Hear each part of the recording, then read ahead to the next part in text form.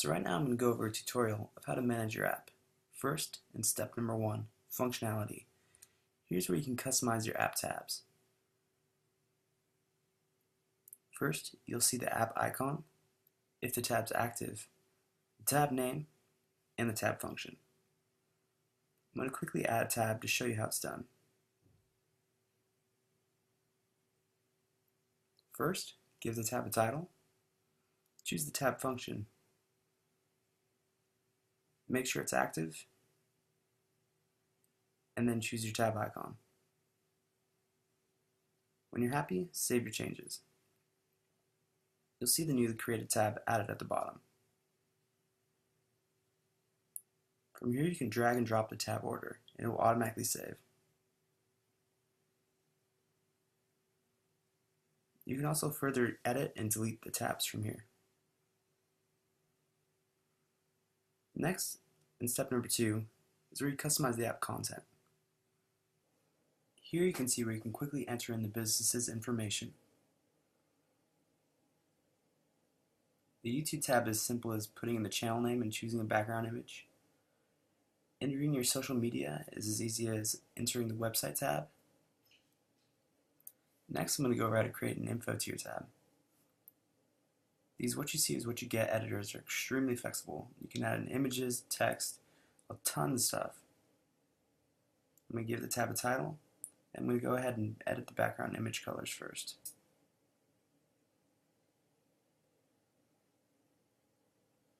This is just a quick example, but you can get really in depth with these things.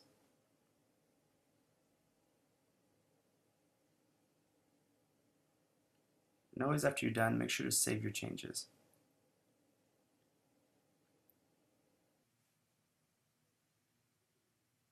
In step number 2, you can also drag and drop your tab orders as well. These changes will automatically save within your live app. Next, I'm going to move on to step number 3, appearance. From here is where you can really customize the app's look and feel. In the layout, you can choose how many rows you want. I'll quickly give you an example of this.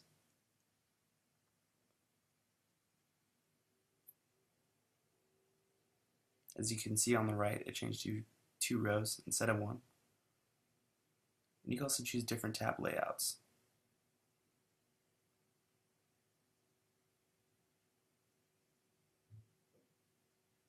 From here, in the button section, you can choose different tab backgrounds or button backgrounds. We have a ton to choose from, and you can also upload your own. Next, editing the icon color is a breeze. As always, save your changes if you like something.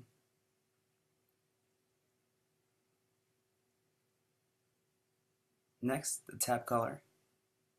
You can also change the opacity. Tab's text is also easily changeable.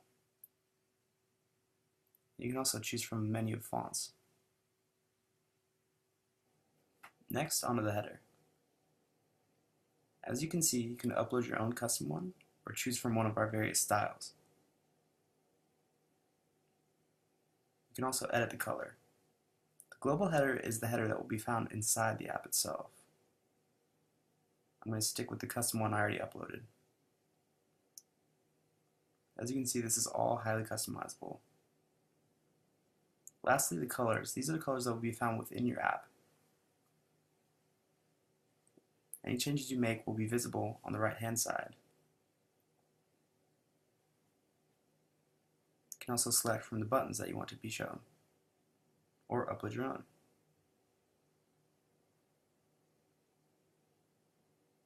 The background images section is very useful. You can upload your own custom ones or choose from our library.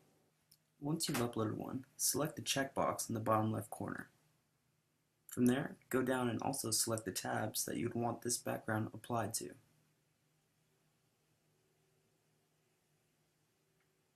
After you're done, make sure to save your changes. Next, I'm going to go over how to set the home screen sliding images. After you uploaded them above, you'll be able to select them down here. You can set up 1, 2, 3, 4, and 5. And after you've chosen which images you want to use, You can select them to automatically slide in and out or fade.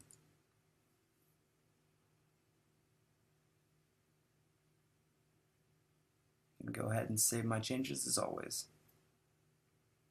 Here you can see how you can upload iPad images as well. Next, I'm going to move on to the Messages tab, or the Push Notifications portal. From here, you can choose to send the message now, or send it on a time and specific date.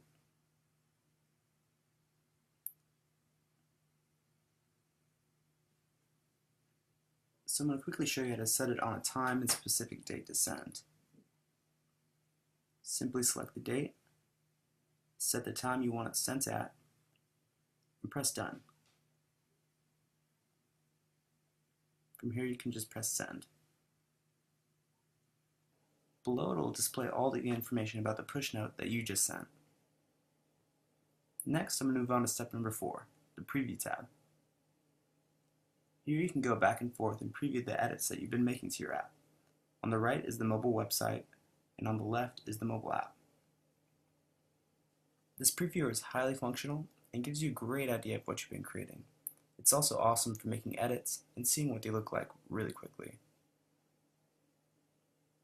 Almost all the tabs will be fully functional, except for those that access the iPhone's native functionality, such as the camera or GPS.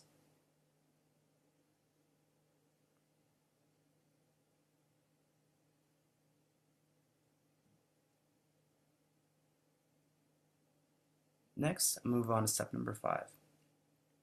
This is the Publish tab. All of this information is what will be found on the iTunes Store after you publish. The app name, the app description, the app keywords, all of this stuff, even down to the app icon. Please note that when you change this information, it will not automatically reflect on the live marketplace itself. You have to put in a full update to change it. So if you have any other further questions, please contact us. We'll be happy to help.